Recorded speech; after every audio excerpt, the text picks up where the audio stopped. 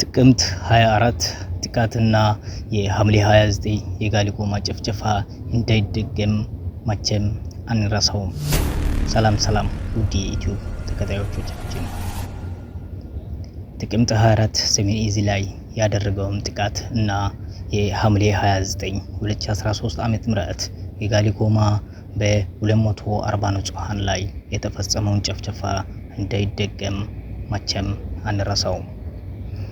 በሀገር መከላከያ ሰራዊት ሰሜን ዕዝ ላይ ጥቃት የተፈጸመበት 5ኛ ዓመት እንዳይደገም መቼም አንረሳውም በሚል መሪ ሀሳብ በሀገራችን የተለያዩ አካባቢዎች በሀገር መከላከያ ሰራዊትና አመራሮች ባናል ውይይት ታስቦ ውሏል። ከሃዲው የህወሓት ጽንፈኛ ቡድን ሰራዊት ላይ የፈጸመው ጥቃት ዘግናኝና እጅግ በጣም አሳፋሪ ነበር። በሰራዊቱ ላይ የደረሰው በደል እንዳይደገም በጥቃት መሰረት እንደሚያስፈልግ ባናል ውይይት ወቅት ተጠቅሷል። የዛሬ ዕለት ሲታወስ ብዙዎችን ስሜትን መሸከም የማይችል ቃል ያጣለት የኢትዮጵያ የጎረሰ እጆንና ያጠበን ጡቷን የሀገር ደጀን ሀገር መከታ የተካደበት ቀን ነበረች።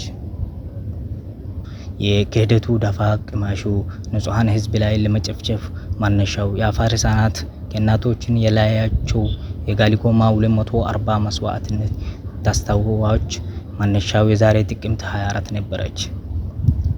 ሊደረግ ቀርቶ ሊታሰብ አይገባም በነበረው የሰሜን ዕዝ ጥቃት ሁሉም የኢትዮጵያ ያችን ቀን አዝኖበታል።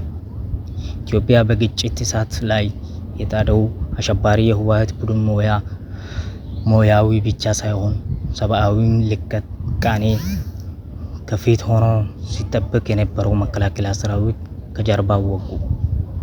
እንኳን ጥይት እንቅፋት ሊነካው የሚገባው የሀገር ጋሻው ደጀን ሰራዊት ጥቅምት 24 የተጀመረው የክህደት ጉዞ ከአፋር ክልል በርካታ ንጹሃን ዜጎችን መጨፍጨፍ የማንረሳው አሸባሪ ታሪኮች ብዙ ናቸው።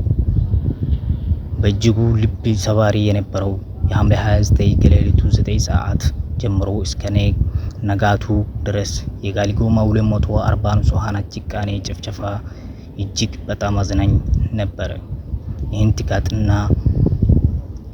ጥቃትና ጭፍጨፋ አሸባሪው ህወሓት ቡድን ከጥቅምት 24 ጀምሮ ሲደርስባቸው የነበረው ክህደቶች ናቸው።